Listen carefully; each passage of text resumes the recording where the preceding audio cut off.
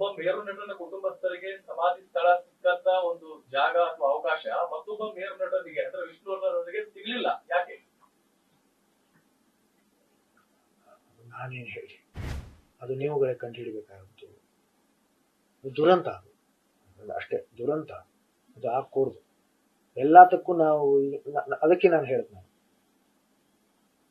ಈಗ ನಾನು ಕರ್ನಾಟಕ ರತ್ನ ಕೇಳಿದ್ದೀನಿ. ಈಗ ನೀವು ಕೇಳಿದ್ರಲ್ಲ ಪ್ರಶ್ನೆ, ನನ್ನ ಪ್ರಶ್ನೆ ಕೂಡ ಅದೇನೆ, ನಾನು ಕೇಳಿದ್ದೀನಿ. ಆಮೇಲೆ ನಾನು ಒಬ್ಬ ನಟನಾಗಿ ಕೂಡ ಕೇಳಿದ್ದೀನಿ. ಕೇವಲ ಅಪ್ಪ ಅವ್ರಿಗಂತ ಅಷ್ಟೇ ಅಲ್ಲ, ಇಲ್ಲಿ ಇರ್ತಕ್ಕಂತಹ ಪ್ರತಿಯೊಬ್ಬರಿಗೂ ಸಾಧಕರನ್ನ ಗುರುತಿಸೋ ಕೆಲಸ ನಮ್ದೇ. ನಾವೇ ಅವರನ್ನ ಗುರುತಿಸದೆ ಹೋದ್ರೆ ಇನ್ಯಾರು ಗುರುತಿಸ್ತಾರೆ?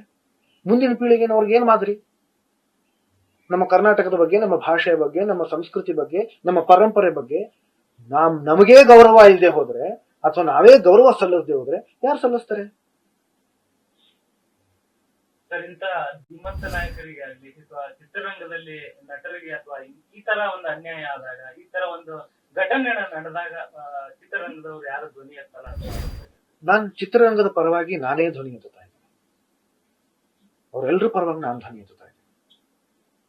ನಾನು ಕೆಲವು ದಿನಗಳ ಹಿಂದೆ, 1-2 ತಿಂಗಳ ಹಿಂದೆ ಒಂದು ಪತ್ರಿಕೆಯಲ್ಲಿ ನನ್ನ ಲೇಖನ ಕೂಡ ಬಂದಿದೆ.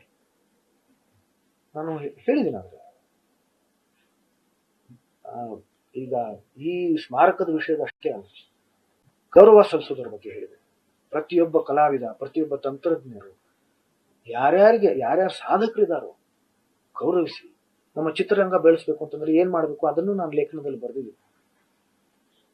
ನಮ್ಮ ಚಿತ್ರರಂಗದ ಇತಿಹಾಸ ಏನಿದೆ, ಆ ಚಿತ್ರರಂಗದ ಇತಿಹಾಸ ಒಂದು ಎಕ್ಸಿಬಿಷನ್ ತರದ ಒಂದು ದೊಡ್ಡ ಒಂದು ಕಟ್ಟಡದಲ್ಲಿ ಅದನ್ನು ತೋರಿಸಿ, ಇಡೀ ಒಂದು ನಮ್ಮ ಪ್ರವಾಸ ಏನಿದೆ ಎಲ್ಲಾ ಸಿನಿಮಾಗಳದ್ದು ಛಾಯಾಚಿತ್ರಗಳನ್ನ ಹಾಕಿ, ಅವ್ರಗಳ ಹೆಸರುಗಳನ್ನ ಹಾಕಿ, ಪಟಗಳನ್ನ ಹಾಕಿ, ಎಲ್ರನ್ನು ಮೆರೆಸಿ ನಮ್ಮ ಕಲಾವಿದರನ್ನ, ನಮ್ಮ ತಂತ್ರಜ್ಞಾನ, ನಿರ್ದೇಶಕರನ್ನ ಮೆರೆಸ್ಬೇಕು ನಾವು. ಇಲ್ಲಾಂದ್ರೆ ನಮ್ಮ ಸಿನಿಮಾ ಹೇಗೆ ಓಡುತ್ತೆ?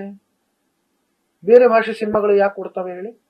ಅವ್ರ ಕಲಾವಿದರನ್ನ ಅವ್ರು ಮೆರೆಸ್ತಾರೆ, ಅವ್ರ ನಿರ್ದೇಶಕರನ್ನ ಅವ್ರು ಮೆರೆಸ್ತಾರೆ, ಇಂಥವ್ರು ಅಂಥವ್ರು ಅಂತ. ನಮ್ಮಲ್ಲಿ ಎಲ್ಲಾನು ಇದು ನಾವು ಮೆರೆಸೋದೇ ಇಲ್ಲ ಅಂತಂದ್ರೆ ಯಾರು ಮೆರೆಸ್ತಿರೋದು? ಯಾರು ಸರ್? ಸರ್ಕಾರನೋ ಅಥವಾ ಚಿತ್ರರಂಗದಲ್ಲಿ ಇರೋಂಥವ್ರು ಯಾರು?